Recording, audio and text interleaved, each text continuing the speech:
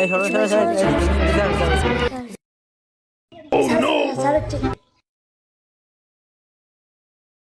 হ্যাঁ বাচ্চারা বসো। এই স্যার আমরা তো বসেই আছি। আগে আসল কথাই আসি। আমি জানি তোমরা লকডাউনের মধ্যে পড়াশোনা করোনি। আমার পকেটে টাকা পয়সা নাই, তাই আমি একটা ভকস্যকর কোচিং সেন্টার খুলছি। টাকা পয়সাটাই বড় কথা নয়, বড় কথা হচ্ছে লেখাপড়াটাই। স্যার টাকা পয়সা তো বড় কথা নয়, তাহলে মাসে মাসে ফ্রিতে পড়ান। দুবরা সব কথা এত সিরিয়াস নিস কেন? আমি টাকা পয়সার জন্য তো এখানে আছি। কিন্তু উমর কই? উমরকে তো দেখতেছি না।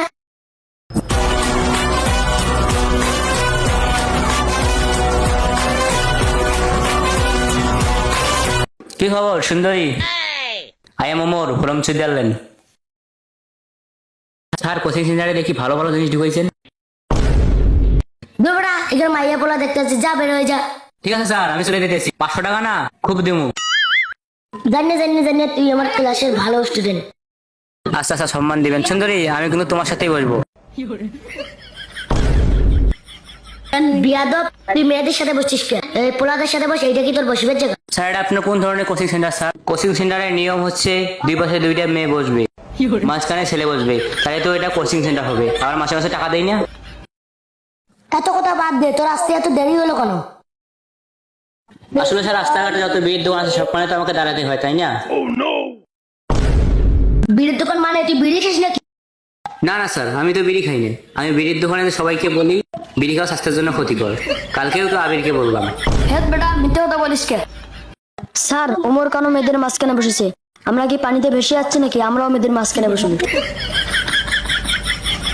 এসব এ যা, আমি যাচ্ছি। সুন্দরী থাকো, আমি চলে যাই। ওরা যদি এখানে বসে তাহলে তোমার কোপ মেরে দিই। ওই তুই পিছে যা, ওই তুই পিছে যা। ওই তুই দাঁড়া, তুই ক্লাসে দেরি করে যাচ্ছস আর ক্লাসে বিয়াদবি করছস, ওই জন্য তোর শাস্তি। তুই দাঁড়া।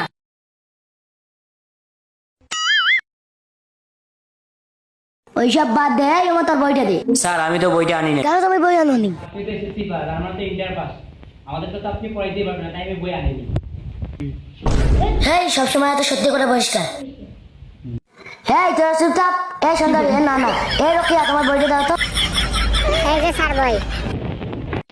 উমর তুই যদি এই প্রশ্নটা বলতে পারিস তাহলে তোরা বসাই দিব।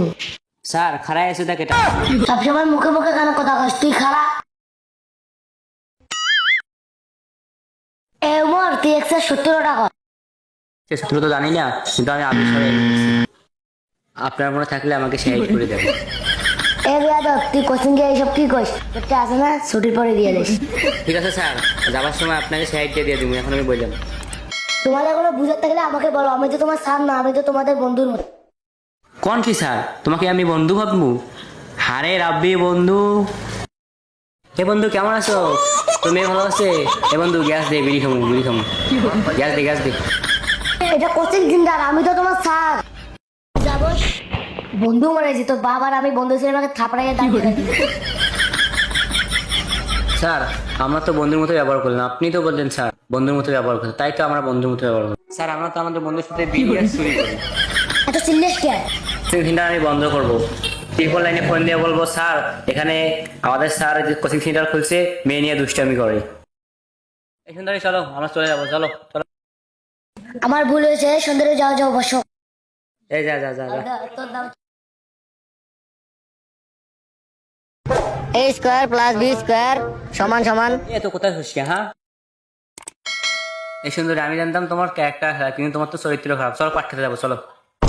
আর ওরা আমাকে পাট খেতে নিয়ে যেতে চায়। এই তুই একে পাট খেতে নিয়ে যাচ্ছিস কে?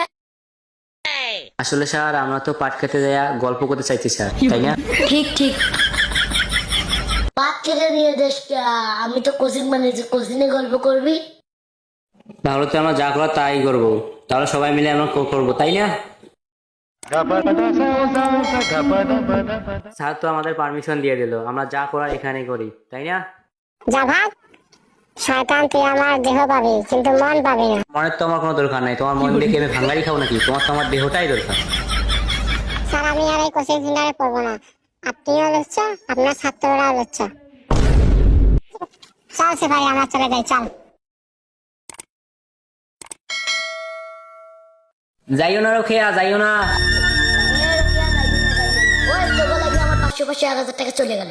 ধুর মিয়া, আপনার 500 টাকা, আমাদের রুকিয়া আর রুপালি চলে গেল। আচ্ছা সমস্যা নেই, ওরা গেছে যাক, এখন আমি তোমাদের পরেই।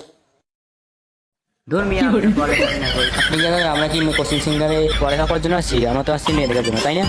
রবিন কাকা নতুন কোচিং সেন্টার খুলছে, ওখানে মাইয়া মেয়ে, চলো আমরা ওখানে যাই।